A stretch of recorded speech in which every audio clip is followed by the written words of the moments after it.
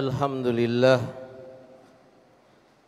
nahmaduhu wa nasta'inuhu wa na'udzu billahi min syururi anfusina wa min sayyiati a'malina may yahdihillahu fala mudilla lahu wa may yudlilhu fala hadiyalah.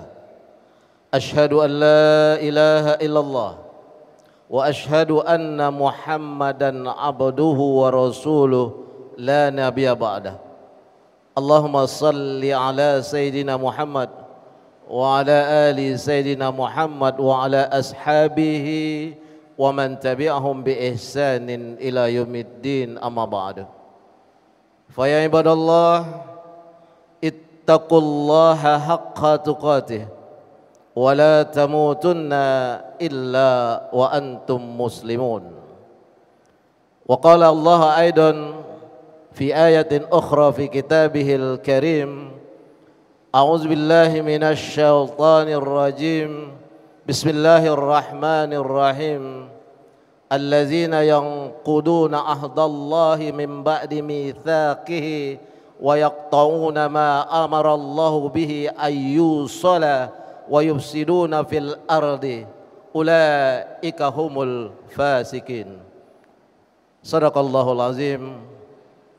Ma'asyiral muslimin rahimani wa rahimakumullah, kaum muslimin yang mudah-mudahan Allah senantiasa merahmati kita semua, terutama pada hari ini Sayyidul Ayyam, penghulu daripada hari yang kita sangat banyak diberikan oleh Allah kenikmatan-kenikmatan yang kita kewajiban bagi hamba seperti kita bersyukur sedalam-dalamnya kepada Allah Subhanahu wa taala dan sebanyak-banyaknya atas karunia Allah, nikmat banyak, terutama pada siang hari ini kesehatan baik lahir maupun batin yang kita dapat memakainya untuk selalu beribadah kepada Allah, terutama salat Jumat berjamaah ini. Mudah-mudahan kita termasuk dari umat Nabi Muhammad dan hamba-hamba Allah yang dinamakan oleh Allah abdan syakura, hamba yang banyak bersyukur. Salawat serta salam kepada junjungan Nabi Muhammad sallallahu alaihi wasallam. Allahumma salli ala Sayyidina Muhammad wa ala ali Sayyidina Muhammad. Allahumma salli wa sallim wa barik alaih. Selama hayat kita masih dikandung badan, maka tak henti-hentinya kita selalu menyampaikan salawat dan salam kepada Rasulullah sallallahu alaihi wasallam. Lalu apabila seorang mukmin menyampaikan salawat dan salam, kita menjawabnya juga dengan salawat dan salam kepada Rasulullah. Mudah-mudahan dunia yang fana ini, hidup yang sangat singkat di dunia ini, selalu di lidah kita menyampaikan salawat dan salam. Kita termasuk dari hamba-hamba Allah dan umat Nabi Muhammad yang insyaallah fil yaumil akhir dalam golongan yang mendapatkan syafaat beliau. Amin, amin ya rabbal alamin. Ma'asyiral muslimin rahimani wa rahimakumullah. Al insanu makanul khata' wan nisyan. Sesungguhnya manusia itu adalah tempat salah dan lupa. Manusia itu tempat khilaf. Manusia itu selalu mempunyai kesalahan. Kehidupan dunia yang jika diukur dengan ilmu Allah adalah masa yang sangat singkat ketika kita bandingkan dengan kehidupan akhirat yang satu hari di akhirat itu sama dengan 1000 tahun di dunia. Dan apabila kita ambil perbandingan yang hidup kita paling banyak mungkin 100 tahun, tak seperberapanya dari 1000 tahun yang apabila satu hari akhirat itu dibandingkan dengan kehidupan dunia. Namun demikian Allah telah banyak mengingatkan sesungguhnya manusia selalu lalai. Walaupun hidup yang singkat ini selalu lalai dan selalu hanya melihat kulit-kulit dari kehidupan dunia tersebut. Lalu mereka terpana. Ketika dalam perjalanan mereka terbentur dengan kehidupan, barulah mereka menangis terseduh, bersujud di hadapan Allah, meminta pertolongan Allah jalan keluar dari apa yang telah mereka terima dari musibah.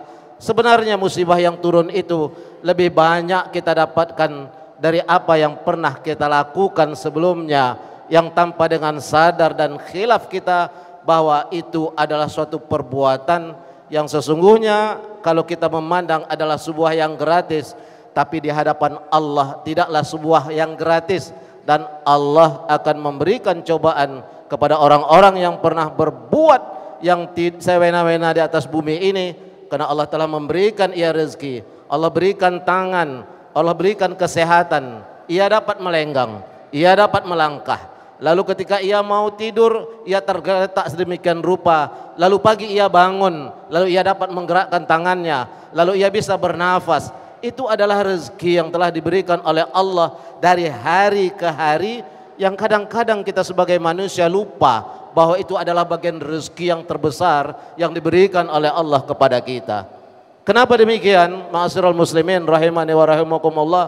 Sesungguhnya ketika kita bisa menggerakkan tangan, melangkahkan kaki, berwudu, kemudian kita berdiri di atas sajadah kita dan menghadap kepada Allah, itu adalah anugerah kesehatan yang telah diberikan oleh Allah dan kesempatan untuk kita kembali mengabdi kepada Allah, sebagaimana dalam bahasa Arab dikatakan as-sihhatu tajun ala ru'usil as-sihha la ya'lamuha illal marada.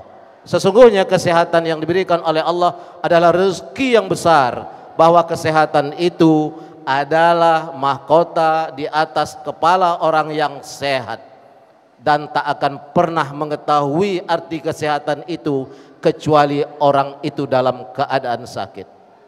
Ma'asyiral muslimin wa rahimakumullah, khatib mengajak hari ini, apa yang kita lakukan ini, yakinkanlah bahwa sesungguhnya perbuatan baik yang kita lakukan hari ini, maka di kemudian hari akan juga dapat kebaikan. Perbuatan buruk yang kita lakukan hari ini akan berdampak Allah menguji kita. Bahkan mungkin Allah menimpakan kepada kita azab sebelum kita masuk di akhirat ataupun liang kubur. Di dunia pun Allah telah mencoba kita hasil dari perbuatan yang pernah kita lakukan. Oleh sebab itu, para ulama tasawuf menjelaskan, yaitu Imam Nawawi Al-Bantani, ada 3 golongan manusia yang masuk di akhirat nanti. 3 golongan manusia yang diletakkan oleh Allah di tempat yang paling buruk ketika perhitungan nanti di akhirat. Ketika itu Rasulullah SAW menyampaikan kepada istri tercinta yang Aisyah radhiyallahu anha, ya Aisyah, syarrun nasi yaumal qiyamah indallah. Yang pertama adalah sesungguhnya seburuk-buruknya manusia di hari kiamat itu adalah orang yang memimpin, lalu ia berkuasa, lalu ia membuat kekejaman sehingga manusia takut menyampaikan kepadanya apa yang menjadi opini dan apa yang menjadi pendapat orang yang dizolimi tadi. Kita jangan langsung mengatakan bahwa pemimpin itu adalah hanya pemimpin negara, bukan juga sebagai seorang raja, tapi paling kecil seorang pemimpin itu adalah pemimpin rumah tangga. Maka kepala-kepala rumah tangga yang berbuat kezoliman dan kekejaman kepada istri dan anaknya, lalu istri dan anaknya tak dapat ikhtiar, tak dapat memilih untuk menyampaikan pendapat di hadapan kepala rumah tangga tersebut, maka orang ini dimasukkan oleh hadis Rasulullah SAW tadi, riwayat Muslim, bahwa ini adalah syarrun nas yaumal qiyamah indallah. Orang termasuk orang-orang yang paling buruk ketika ia nanti dihisab atau diperhitungkan amal kebaikannya di hari akhir nanti. Jika kita menjadi pemimpin yang kecil juga, bahkan kita mungkin menjadi RT, RW, lurah, camat, jangan sekali-sekali kekejaman kita membuat orang tak dapat menyampaikan pendapatnya di hadapan kita. Maka ma'asyiral muslimin rahimani wa rahimakumullah, paling kecil maka kita perbaikilah lingkungan keluarga kita, beri kebebasan untuk berpendapat, tetapi yang paling penting ketika kita memimpin sebuah rumah tangga, sebuah negeri, sebuah tempat, maka yang terpenting di situ adalah ketika mereka melanggar aturan-aturan yang berkenaan dengan aturan manusia, Rasulullah selalu menggambarkan bagian ini memberikan pilihan. Tetapi ketika orang-orang ini melanggar terhadap aturan Allah, tak ada pilihan lain kecuali menerapkan hukum yang telah diberikan oleh Allah Subhanahu wa taala yang disampaikan oleh Rasulullah sallallahu alaihi wasallam. Kemudian Imam Nawawi Al-Bantani menjelaskan juga yang golongan kedua dari orang-orang yang akan termasuk perhitungan yang buruk nanti di hari akhir adalah dua orang suami istri yang mereka tentu mempunyai rahasia rumah tangga mereka. Maka adalah suatu yang baik ketika ia tidak menyampaikan keburukan rumah tangganya kepada orang lain. Apabila mereka terjadi sesuatu perselisihan antara suami istri, maka diselesaikanlah dengan orang-orang yang bijak, yang mana ketika mereka menikah ada pihak laki-laki dan ada pihak perempuan sebagai saksi, kembalikan kepada orang-orang tua yang disegani. Bukan dengan mengumbarkan apabila si suami benci dengan istri, lalu mengumbarkan rahasia-rahasia istri, dan na'udzubillah bahkan hubungan mereka berdua diumbarkan ke tempat yang lain. Begitu juga si istri tak boleh mengumbarkan rahasia mereka berdua keluar dari rumah tangga mereka, karena mereka ini termasuk daripada golongan kedua dari orang-orang yang paling buruk perhitungan di hari akhir nanti, bahwa azab Allah nyata kepada mereka berdua apabila mereka, baik suami yang mengumbar rahasia rumah tangganya atau istri yang mengumbar rahasia rumah tangganya keluar.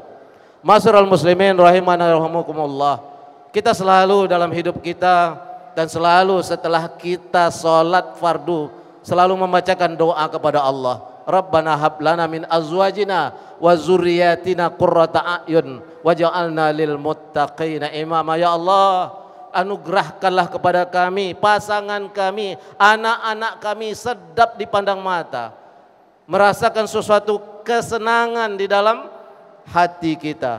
Sesungguhnya kesehatan yang paling tinggi yang diberikan oleh Allah kepada kita adalah kesehatan mata hati kita, masih dapat ketenangan apa yang kita lakukan dalam kehidupan ini. Maka ketika orang-orang berlimpah dengan apa yang ia miliki dengan harta dunia, lalu ia melimpah dari apa yang ia buat dari kekuasaan, atau melimpah dari apa yang ia lakukan di atas dunia ini, jika tidak ada ketenangan di dalam hati, semua itu tak punya arti dalam kehidupan ini. Oleh sebab itu, jangan mencoba-coba mengumbar rahasia-rahasia rumah tangga kita kepada orang lain yang tidak tepat, yang nantinya akan menambah menjadi fitnah dalam kehidupan kita. Dan doa kita memohon kepada Allah untuk mendapatkan anugerah ketenangan, hablana min azwajina wa zurriyatina qurrata a'yun, yang akhirnya kita meminta, jadikanlah pemimpin di rumah tangga kami ini dari orang-orang yang muttaqin. Maka tidak artinya doa ini apabila kita selalu mengumbarkan itu. Golongan yang ketiga, apa yang dijelaskan oleh Imam Nawawi Al-Bantani dalam Nasaihul Ibad, bahwa ada semacam manusia yang mengambil keberuntungan dunia dari orang lain, sementara apa yang telah ia persiapkan untuk akhiratnya ia lakukan juga. Orang ini bukan orang yang tidak baik, tapi asal muasalnya adalah orang yang baik. Maka kita bermohon pada Allah, Allahumma ya muqallibal qulub sabbit qalbi ala ta'atik. Ya Allah yang maha pembolak-balik hati, tetapkanlah pendirian kami kepada agamamu. Orang ini umrohnya mungkin berkali-kali, ia bersedekah yang banyak, mungkin ia rajin ke masjid, ia rajin tahajud, ia rajin tarawih, bahkan ia melakukan tarawih mungkin satu malam satu juz, mungkin ia berkali-kali juga pergi haji. Ia mungkin dikenal dengan orang yang sangat dermawan. Tetapi satu kesalahan besar, ia akan menjadi golongan orang yang akan buruk dalam perhitungan di hari akhir. Ia merampas dunia dari saudaranya, bahwa ia menghilangkan pahala-pahala yang akan ia petik di akhirat dengan merampas dunia orang lain. Ketika ia bertetangga, ia geser batas tanah dengan tetangganya. Ketika ia melakukan sesuatu, ia fitnah orang dengan jalan yang sangat keji. Maka ia mendapatkan kedudukan dari orang yang ia fitnah secara duniawi. Tapi sesungguhnya amalan akhirat yang telah ia lakukan tadi tak mendapatkan apa-apa di akhirat. Karena ia termasuk golongan orang-orang yang su'ul hisab, yaitu orang-orang yang di akhirat dalam perhitungan yang sangat buruk. Masyiral muslimin rahimani wa rahimakumullah.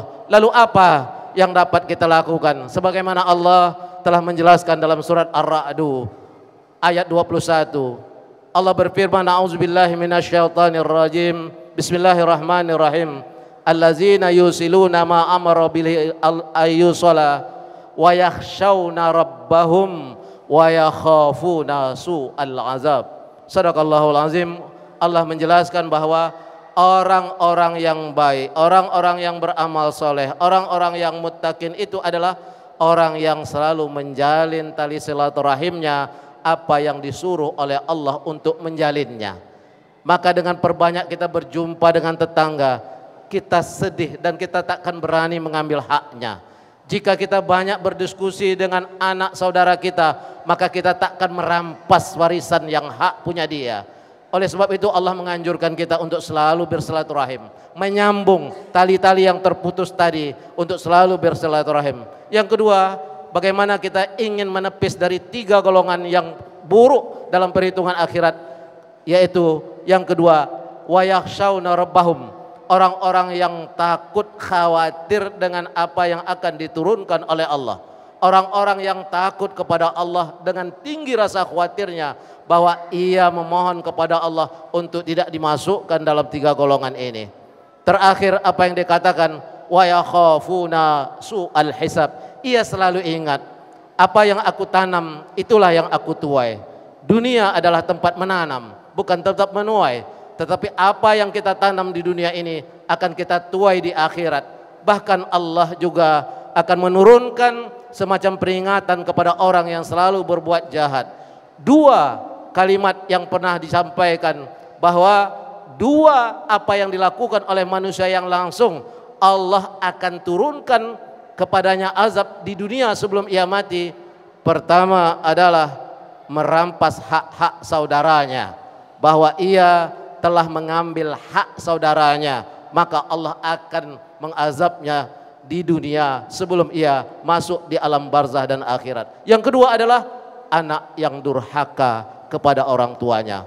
Mudah-mudahan kita bermohon pada Allah dengan khutbah yang singkat ini mengingatkan kita agar kita terhindar dari 3 golongan yang terburuk di akhirat nanti ketika ia diperhitungkan di hadapan Allah, di depan Allah, bahwa orang-orang yang buruk hisabnya adalah orang-orang yang buku catatannya muncul dari sebelah kirinya dan Allah akan langsung mengazabnya. Bahkan ketika keimanannya di dunia itu dianggap benar, tapi lalu ia melakukan hal-hal yang 3 tadi, maka ia termasuk orang-orang yang su'ul azab. Mudah-mudahan kita terhindar dari ini dan mengingatkan kepada kita perbuatan baik sedikit dan sekecil apapun Allah akan balas dengan sesuatu yang baik. Perbuatan jahat sekecil apapun Allah akan balas selama kita tidak bertaubat kepadanya. Fa'tabiru ya ulil albab. Barakallahu lakum fil Qur'anil azim wa nafa'ani wa iyyakum minal ayati wa zikril hakim. Fastaghfiruh innahu huwal ghafurur rahim. Allahumma salli ala sayyidina Muhammad وسلم ورضي الله تبارك وتعالى عن كل الصحابة رسول الله أجمعين.